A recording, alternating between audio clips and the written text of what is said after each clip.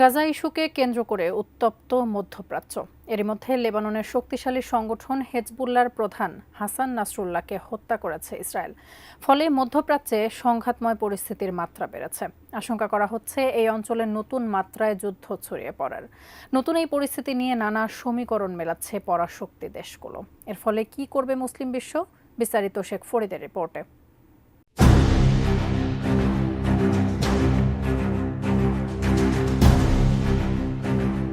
Walkie talkie ও পেজার বিস্ফোরণের মাধ্যমে গত 17 ও 18 সেপ্টেম্বর লেবাননে শত শত মানুষকে হতাহত করেছে ইসরায়েল।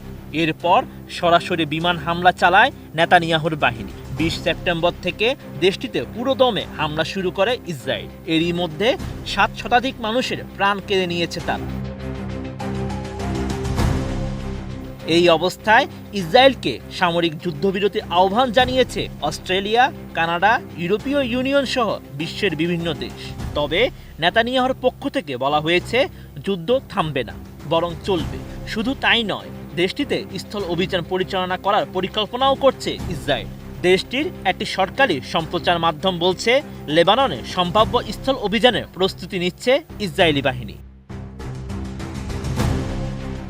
নির্মাণ কাজেও আমি বেছে নেই CSRM TMT 500W, committed for better still। Times of Israel বলছে, লেবাননে স্থল অভিযান চালাতে মহড়া চালাচ্ছে ইসরায়েলি বাহিনী। অর্থাৎ লেবাননে মৃত্যুর সংখ্যা আরও অনেক বাড়বে, আর সহজেই এ যুদ্ধ থামার কোনো ইঙ্গিত নেই।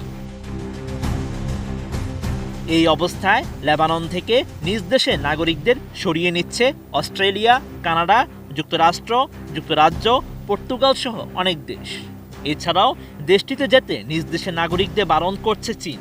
সেই সঙ্গে লেবাননে নিজ দেশের নাগরিকদের ভ্রমণের ব্যাপারে সতর্ক করেছে রাশিয়া, ভারত, মালয়েশিয়া, তুরস্ক সহ আরও অনেক দেশ।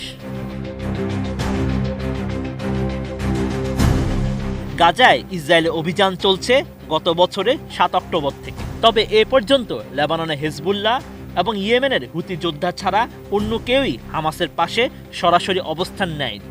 মুখে ফাঁকা বুলি আওড়ানো জাতিসংঘ সাধারণ পরিষদে ফিলিস্তিন রাষ্ট্র প্রতিষ্ঠার পক্ষে ভোটদান এবং আন্তর্জাতিক অপরাধ আদালতে ইসরায়েলের বিরুদ্ধে মামলা ছাড়া মূলত কোনো দেশই ফিলিস্তিনিদের জন্য তেমন কিছুই করতে পারেনি।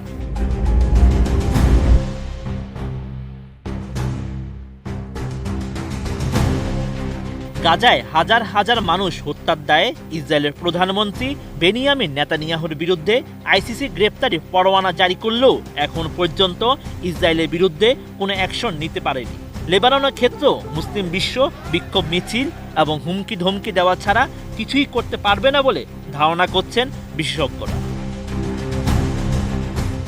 Sheikh Farid, ATN news.